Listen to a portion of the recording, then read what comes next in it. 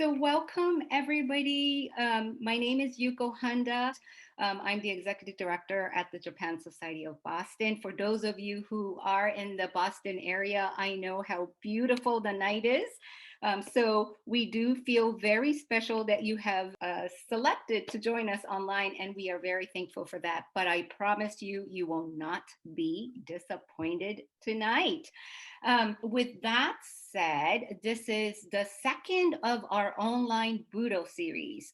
We will be presenting or sharing with you one Budo program, online program every 3 months. We started off in March with Professor William Reed from Yamanashi Gakuin Daigaku in Japan. He shared with us, we called it the Wisdom from Bushido, and samurai culture for the modern times. And Rido Sensei really pretty much laid the background in terms of what Bushido is and how how it started, what it means, and how it's practiced today. And this is our second of our series, and we have actually invited Aikido Tekkojuku, based in Boston, who will share with us one of the BUDŌ practices, Aikido, tonight. So for those of you who are new to Aikido or who have been practicing it for years, I think there's something that we're all going to learn. And I know you didn't come to hear me talk, so let me introduce you to Fen Bowen, the MC of the night. Fen is our program associate on. Thank you, Yuko-san. So my name is Fen Bowen. I work with JSB. I'm a program associate, and so I've been working with Aikido Tekkojuku to make this event happen. We've been communicating back and forth for some months now. And so I'm very excited for us to be able to have this program and for it to come to fruition, and to be able to establish that partnership with them. So I want to first thank them for their generosity of their time and the energy that they've given us, and the amount of partnership and work that they've put into this too. So we are blessed to have the three founders of Aikido Tekkojuku here. Aikido Tekkojuku was established in 2005, and so it's a dojo located here in Boston. And so we have Joji Sawa, Gilda Bruckman, and Yasumasu Ito Sensei. And so these are the three chief instructors who we're lucky enough to have joining us tonight. Ito Sensei is actually in Japan, and so he will not be participating as much, but he is here, and so we'd like to recognize him as well. Before they have a chance to answer some questions and things like that, they also wanted to share a few videos with us that they prepared for this very special night. And so we will go ahead and show one of those videos now.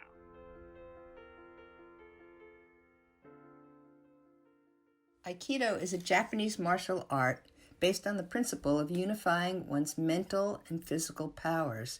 It relies on learning to blend with and redirect the force of an attack. Therefore, doing Aikido effectively is not a function of one's size or strength, which means Aikido has wide appeal and application for people of all ages and sizes. The ability to relax one's muscles becomes a source of power in Aikido. Cultivating a conscious connection to one's center or source of power, tanden, through practicing Aikido can provide life-changing lessons and insights. Additionally, there's a real exhilaration to practicing Aikido with others and savoring a physicality that's normally just the province of children.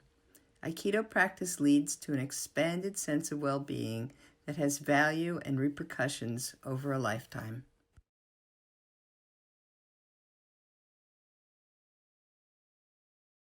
The minute I saw people practicing, I decided to begin Aikido.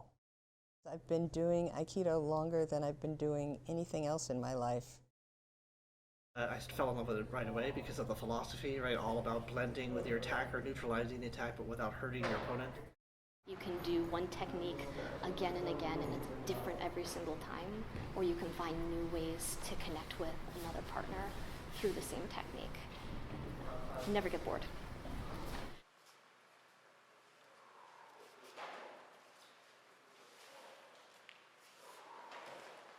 The reason is kind of simple. It was a challenge from my boy at the time. He was 6. He said, why don't you try something sporty? I was looking for something physical to do and interested in self-defense. I was looking for something like martial art, judo. I've done judo in high school, so I was wanted to do, continue doing some sort of martial art. So I just joined, and that was just the beginning. Doing something sports-wise very much outside my comfort zone. So I did lots of research because I can't back down. I have to take that challenge, and I find Aikido. Because Aikido, among all the martial arts, I feel it's the most harmonious way, meaning I feel it's less aggressive. And also the philosophical approach to the practice appeals to me. That's how I came to Aikido.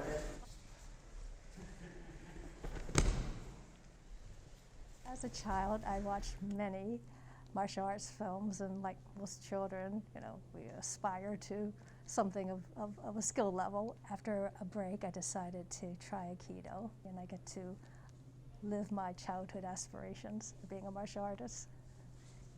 So, I started practicing Aikido because I wanted to have a practice that was both like a physical exercise practice and a mindfulness practice. And I feel like Aikido could kind of fulfill both of those needs, both physically and kind of mentally centering.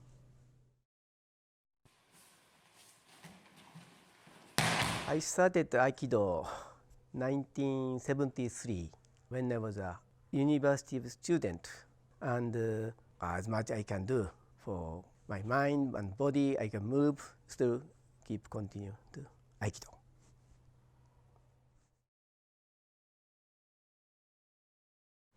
It's integrated. It's all integrated into my life, my work, and my structure to my day. So my practice, my profession is a therapist. So I work with children and families who are often in high crises.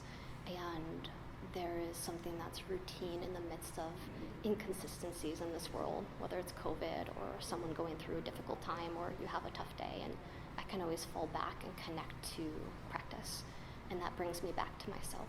That brings me back to connection to other people. And it's something I couldn't imagine without in my life. So I used to train every day since I was a child, and I train every day now. If I don't train, I feel it. And I feel that craving to come back to the mat.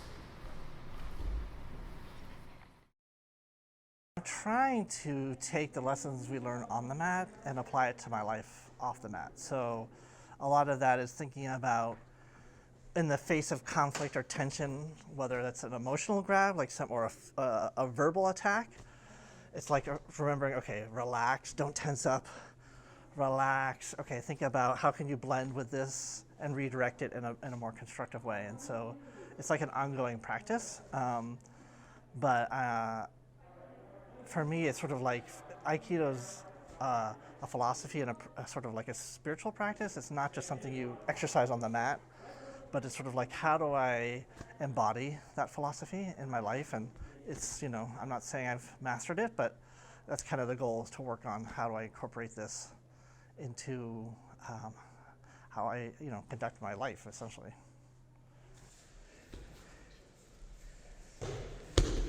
I learned to take pride in learning things in small steps. And I learned something is it takes a long time to get better at anything, even very, very simple techniques. And the second is that I became more and more interested in Japanese culture, and I started learning Japanese language.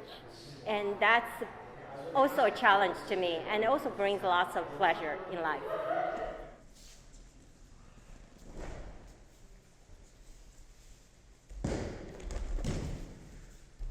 it's about mindset, isn't it?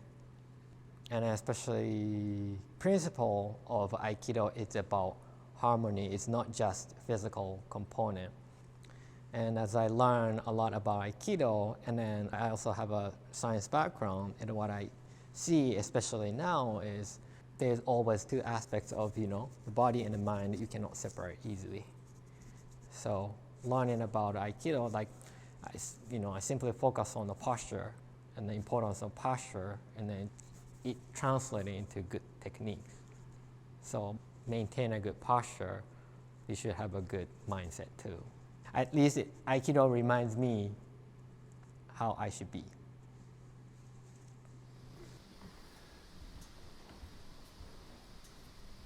I started 50 years ago, and Aikido has so infiltrated all the pieces of my life that it's pretty hard to say what would be different, but it's certainly given me ways to think about conflict and opposition. It's also given me a sense of my body that I don't think I would have had otherwise, and a certain kind of physical confidence and a sense of endurance. I can just blend with the power that's coming at me, turn my hips, and redirect his energy.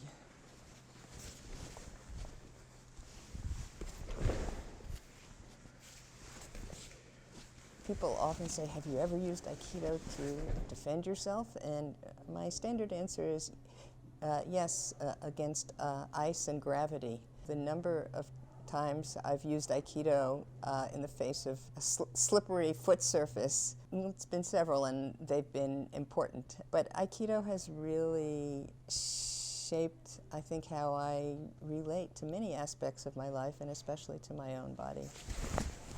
You have to stop the elbow really quickly. If you don't, he'll pop right up.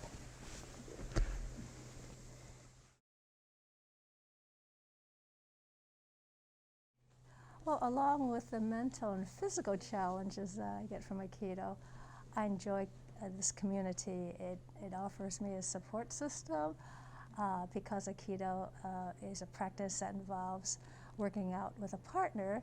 It helps also strengthen that tie to community. So I keep coming back, yeah. Coming in dojo on the mat, I can forget about everything. I can be just focused on doing Aikido. And then that's really good for me. You are not just like meditating all by yourself or just doing yoga by yourself. This is together with group of people, and we interact with each other physically. That is the kind of pure communications, I feel. And then I cannot get that anywhere else, but only dojo. So that's why I still keep doing, I guess. There are many things that are motivating me to continue practicing Aikido. I think the most important is the community. This is an incredibly warm, welcoming community. It's really powerful, particularly for somebody who is a beginner, and I feel like many times, I don't do a technique well. I really feel welcome and appreciated, even if I'm working with a partner who I feel like technically is so much better than me. I do feel like I'm actually helping and enhancing their practice. I never feel like, I'm not helping them, and so that makes me feel really included. It's just a really a wonderful community. The idea of being able to harmonize with your counterpart, harmonize with your opponent in a way that respects you and in a way that respects them, and creates some sense of order out of chaos and conflict, that to me is a beautiful thing. And so Aikido for me is just an amazing philosophy, way, Budo, way of being that I haven't found anywhere else in my life.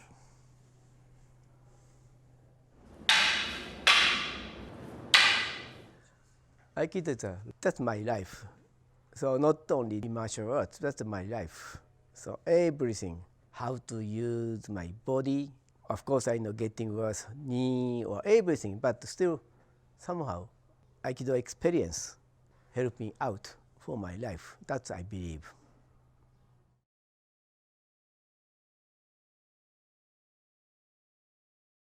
The founder, Ueshiba Morihei, O-sensei, the great teacher, was born in Tanabe, Wakayama Prefecture in 1883.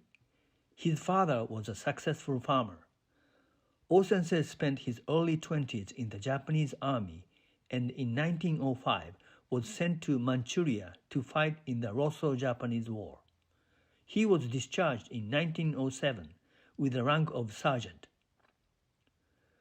O-sensei studied a variety of martial arts in his youth, including Jujutsu, Kenjutsu, and Sojutsu, the art of the spear. In 1915, in Hokkaido, he met Takeda Sokaku, a master of Kenjutsu and Daito-ryu Jujutsu, who became a major influence on O-sensei and his development of Aikido. For O-sensei, Master Takeda was the man who opened his eyes to martial arts. Daito-ryu Jujutsu emphasized early neutralization of an attack, the timing of defensive technique either to blend with or to neutralize an attack, and using the force of the attacker's movement against him. O-sensei's development was also deeply influenced by the spiritual teaching of Deguchi Onisaburo, the leader of a new religion called Omoto-kyo. This was an offshoot of ancient Shinto, which also incorporated modern ideas on world peace and harmony. In 1919, O-sensei met Master Onisaburo in Ayabe and soon became his full-time student. At Master Onisaburo's request, he opened a dojo on the religious sect's grounds in 1920 and taught his own Ueshiba Ryu.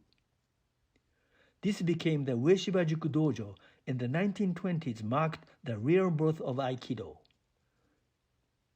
In 1931, O-sensei moved to Tokyo and built a dojo with 80 tatami mats at the current Hombu Dojo site, which is the Aikikai Foundation, Aikido World Headquarters. According to O-sensei, Budo is not the felling of an opponent by force, nor is it a tool to lead the world to destruction with arms. True Budo is to accept the spirit of the universe, keep the peace of the world, correctly produce, protect, and cultivate all beings in nature. He emphasized Aikido's focus on harmony. The way of the warrior has been misunderstood. It is not a means to kill and destroy others. Those who seek to compete and better one another are making a terrible mistake. To smash, injure, or destroy is the worst thing a human being can do. The real way of warrior is to prevent such slaughter. It is the art of peace, the power of love. Aikido is usually translated as the way of unifying spirit, or the way of spiritual harmony. It differs from other martial arts in its emphasis on protecting the opponent and promotes spiritual and social development. Aikido is performed by blending with the emotion of the attacker and redirecting the force of attack rather than opposing it head-on. Aikido does not have a competition. The goal of Aikido training is not perfection of a step or skill, but rather improving one's character according to the rules of nature. O-sensei died in 1969 and was succeeded by his son Ueshiba Kishomaru as Doshu. In 1999, the second Doshu passed away, and his son Ueshiba Moriteru is the present Doshu. Aikido is now practiced all over the world in a variety of styles. However, they all share techniques formulated by O-sensei and share his concern for the well-being of the attacker.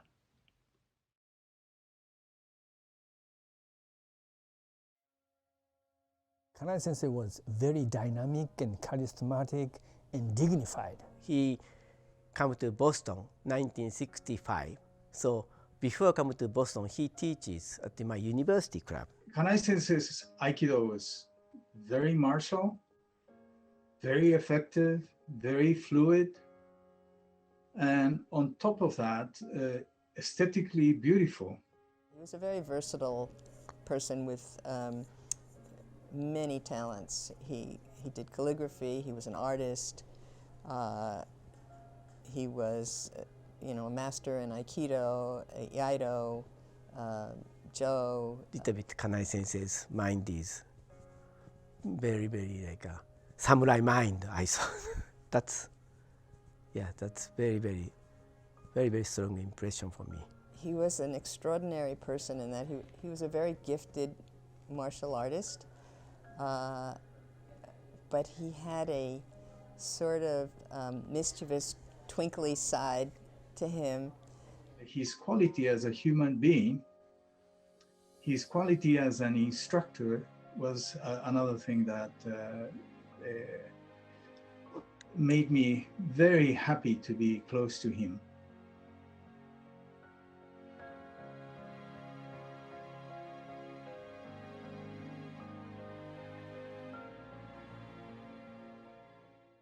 After Kanai Sensei passed away, I read O Sensei's Doka, which reminded me Kanai Sensei's class. 合気とは筆や口には尽くされず、ことぶりせずに悟り行え。What Aiki is, by the brush or by the mouth, can never be explained. It doesn't depend on words. The way to enlightenment is to practice.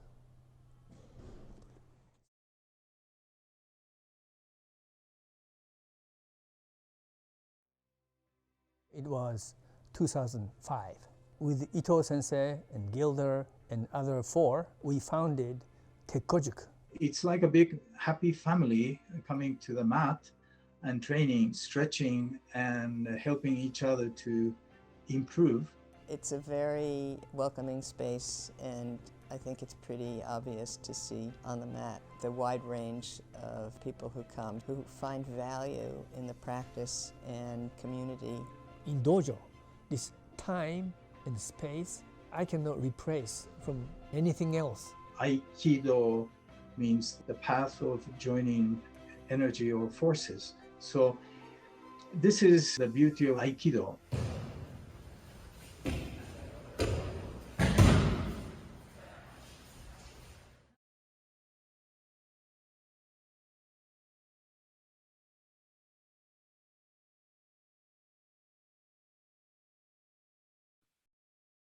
All right, that was a wonderful video. And I think it provided a lot of interesting details and a lot of interesting history as to the origins of Aikido and the way it made its way around the world, but particularly here to Boston. So thank you all for that. I would like to introduce Gilda Bruckman, who will speak a little bit about the next video that they want to share, which is a very special presentation. So Gilda, the floor is yours. Thank you, Fen, and I want to thank Yuka-san and Fen and Tim for inviting us to participate in this wonderful program. And I need to credit Leia Nakashige with that excellent film. She made us look as good as we could possibly look, and she did a beautiful job. So what you're going to see now is a short film of Ito Sensei demonstrating techniques. So what you'll be seeing here is a demonstration of techniques as they're typically shown within a class. After the sensei, the teacher, demonstrates a technique, the class then pairs off in partners to practice that technique until the sensei stops the practice and demonstrates the next technique. The practice of each technique generally lasts 5 to 15 minutes, with partners regularly trading roles as attacker and defender. The video that you're going to see shows just the demonstration of the techniques by the teacher, not the actual practice. And no single class would contain the practice of as many techniques as you will see here.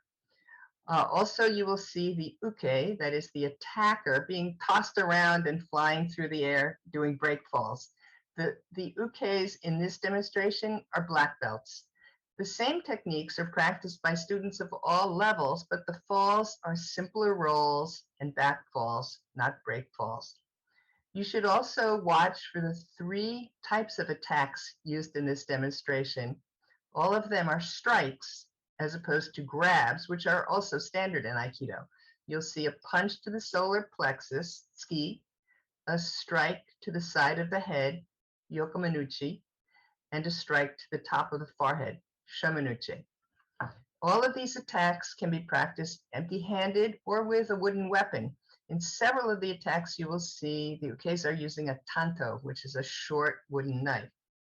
You should especially keep an eye out for the absence of direct opposition or clashing, which is characteristic of Aikido. The nage escapes the attack through entry movements, turning, and placing his center behind his uke center, all of which gives him the ability to blend with and redirect the attacker's power.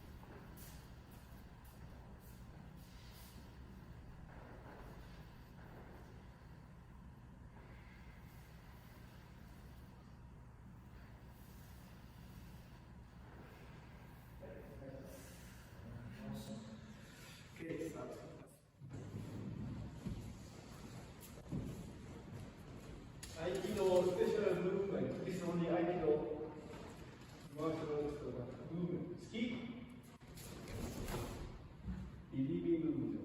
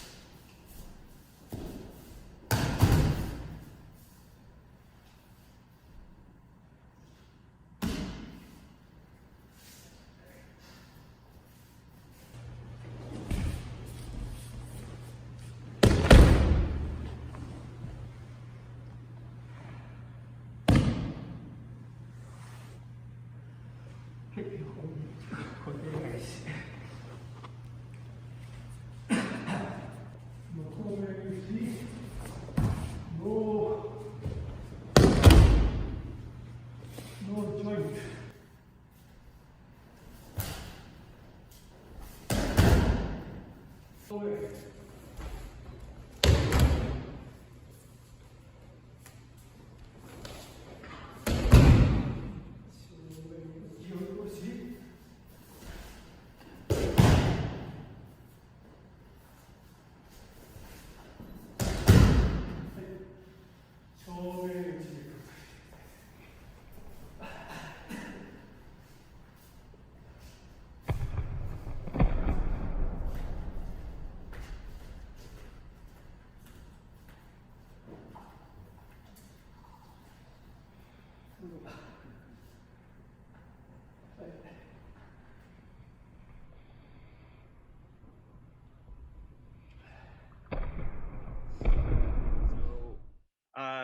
Gilda, I'm curious.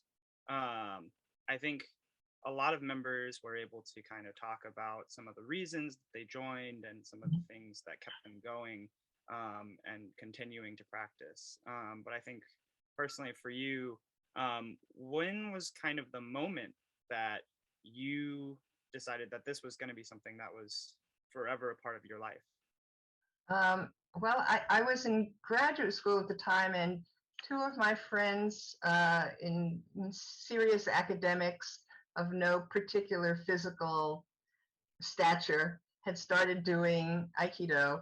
A man and a woman, they were married, they were students of Kanai Sensei, and they were just totally high on this new thing they were learning. And I had promised myself that when I got past the end of my graduate work, I would find something physical to do. And I was very interested in self-defense.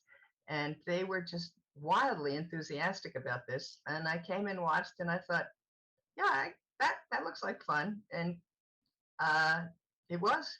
And then it became really just part of my life. It became the end point of my workday for decades. It was how I separated my workday from my evening, and it just provided a complete vacation from anything that had been happening during the day, I guess in the way that meditation does. But it was an hour-long time in another world, and it felt so wonderful, and it was so much fun. And the the other students were it was such a congenial group, and it's always a congenial group. People always find lifelong friends in the dojo, and some of my oldest, closest friends are friends from my Aikido years in the 1970s and 80s. Wow, incredible. And yeah, it's amazing that kind of this almost spontaneous moment has led to something sticking in your life for so long. So a few people have questions about when you were talking about how you use it to protect yourself from gravity and ice. Yeah, I was wondering if you could elaborate on that. Yes, in Aikido, you learn to defend yourself from an attack, but as the attacker, you learn how to fall. And the older I get, the more value I realize there is in that knowledge. I have over the years hit patches of ice in parking lots and on steps and gone down. And knowing how to land apparently has saved me, but it's so unconscious that, unless I think about it, I don't even realize what I'm doing. So I've had numbers of encounters with gravity in unexpected circumstances, and knowing how to fall has really made a difference. And at this stage in life, it really makes a difference. So that was an unexpected benefit that nobody ever talks about, but learning how to fall and practicing it for decades can be a lifesaver. Yeah, sounds like it, and something that I probably will need at some point. I think everybody needs it at some point. I just feel like I was very lucky to have gotten it. We have one question asking about, so it seems like this person practices themselves and they find themselves using a lot of power to move their partner, and that it's difficult to relax while playing. And so they were curious, what is the secret to not to use power in that, in these sequences or in your practice? So my personal sense of that is understanding the physics that's behind Aikido. It's not ever spoken about in that way. It's spoken about as ki, which is a projection of the energy that comes from your center. But really, it's about learning to use the strength that comes from unifying your body parts with your tanden, with your center as the point from which the energy emanates, rather than one's upper body. We're in a very upper body physical world. And I have noticed that this is especially hard for guys because they're really trained to go through life with their upper bodies as the source of their strength. And so kind of breaking down the physics of where that power comes from. So instead of using this side of your arm, you're using this side of your projection. It's subtle. It takes a long time. You can practice Aikido for years and years and years and learn all the techniques and do all the throws. It takes a really long time to learn how to find the other sources of power in your body that aren't your shoulders and upper arms. Interesting. Yeah, I think I find it very interesting that you bring up the difference among men and women, and so I was Well, wondering. it's not a hardcore difference. It's not a universal difference, but I would say it's a cultural tendency because that's how men are trained. I've encountered women who have the same experience, and I've encountered men who get it right away. But I would say, as a cultural trend, that's how it looks to me. Yeah, I was wondering if possibly Joji, if you had any also thoughts on that. If you had noticed that same difference, and if you had experience kind of overcoming that yourself too. Yes, I started Aikido in 1980. I found out Aikido is being taught by Kanai Sensei in Cambridge through a local magazine called East West Journal. And actually my wife found it and then showed it to me. Now, of course, I knew Aikido, hold on please, in Japan, and in my college in Tokyo, there was an Aikido club, only several members, and I wasn't interested in Aikido at all then, so I really didn't know what it is. So one day I went to visit, and the moment I saw Kanai Sensei teaching, and I said, this is it. So since then, I keep practicing. And this is something I mentioned earlier in this video, that this is really communication without any words, just physical communications and with the other. And that really fascinated me because the more I practice, I understand the other person, other partners, and the people in dojo, and we have entire trust each other without even talking to. Actually, in the first 10 years, I seldom talk to Gilda. We just say hi, but we don't talk, just go practice, and that's it. And so in the first 10 years, probably I practiced 200 to 250 days a year. And so I just gradually go into it, got into it in Aikido. And that really helps everything in my life. So I still continue. Yeah, wow. Thank you both for sharing that. Yeah. We have someone who is asking a little bit about the to what extent practitioners in your dojo engage with Sensei's philosophy, Morihei's philosophy, since it's based on the Omoto-kyo religion. Do you have any thoughts on that?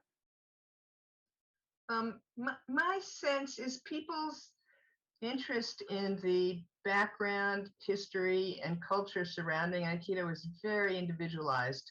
It's not really addressed within the class.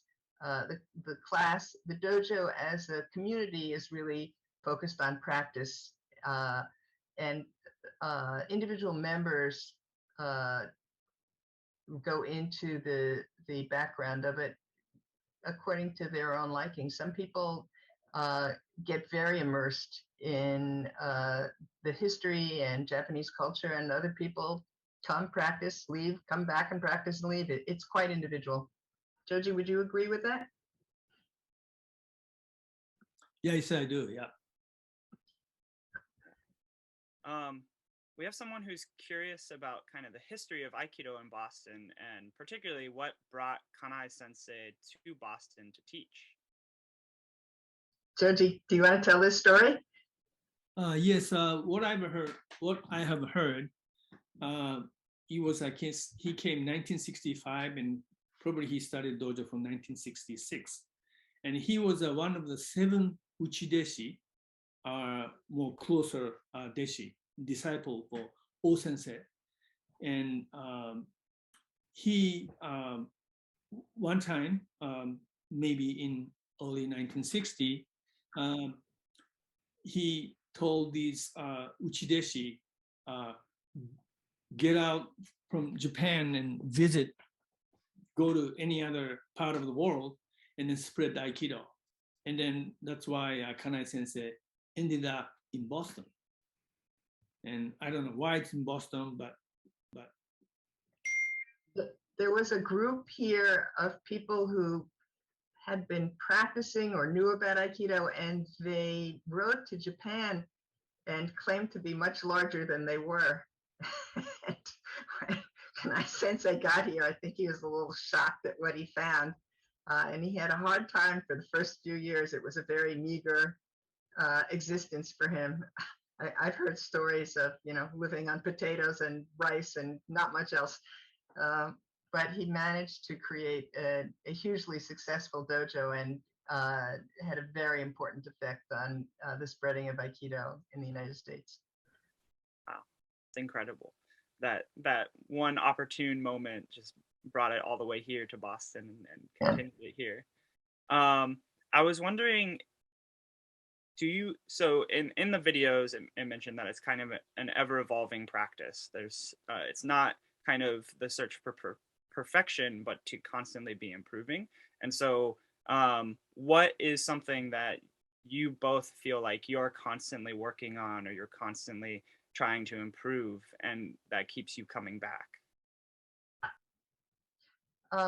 Well, I would say one of Aikido's most intriguing aspects is that it's endlessly engaging. So 50 years later, I still feel challenged and stimulated by my experience on the mat, because it's always about unifying the parts of your own body and also blending with someone else. And I have discovered that for me, what matters most, especially at this point when I'm one of the senior people in the dojo, is that the people I practice with have an experience that's positive for them, that they come out of that class feeling better than they went into the class feeling, no matter how they felt coming in.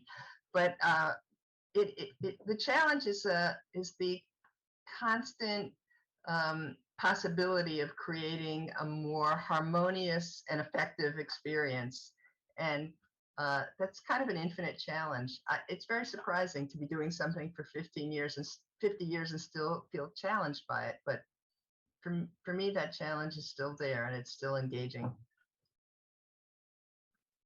Yeah, for me, it's like every day is a new day. So every time I go to my basically now I'm mainly teaching, but doing Aikido every day or the day I go there and then start to Aikido, that is brand new, nothing. Got on the mat and then start. In the end, that's it. And then next. So every time I practice or teach Aikido, that is very new to me. And then that's how I think or feel and for Aikido. So. Well, thank you both for sharing that. I wanted to also give you, in the last few minutes, the opportunity. You had put in a request to be able to talk a little bit about your space, and so I wanted to give you that opportunity to talk with everyone about that. Right. For 15 years, we had a beautiful dojo in Somerville. You saw some shots of it. We were displaced because Somerville has become Somerville. It's endless possibilities for development. And so we're in temporary quarters now in Cambridge, but we're really searching for a permanent space, which needs to have 1,000 square feet of unimpeded mat area that is no poles, which there are lots of in buildings, and 10 feet of height so that we can use it for Boken and Iaido. If people know of affordable or available or shareable space with those dimensions, would be really eager to know. I think there'll be a way for people to communicate with us through, well, it's Aikido Tekkojuku. If you look it up, it's on the web. But Fen, will there be some way for people to see what our Yes, absolutely. As we wrap up, I'll put both the website and also the email to reach you all at in the chat so that people can take that away with them. Yeah, so we'll make sure to put that in. Great.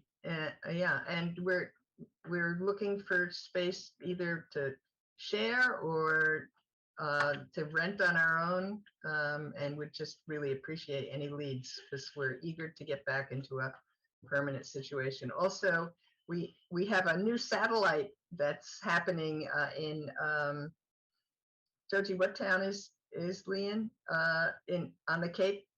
Sandwich. Yeah, it's Three Swans Dojo. It's one of our instructors and former students, Lee Pistone, and he's going to be starting that up in, I think, the end of the summer. Is that right? Yeah. So yeah, I also wanted to give a shout out to Sharon Mann, who I know is on this call. She was the one who created the video from which we got those wonderful clips of Kanai Sensei, and she was one of his early students.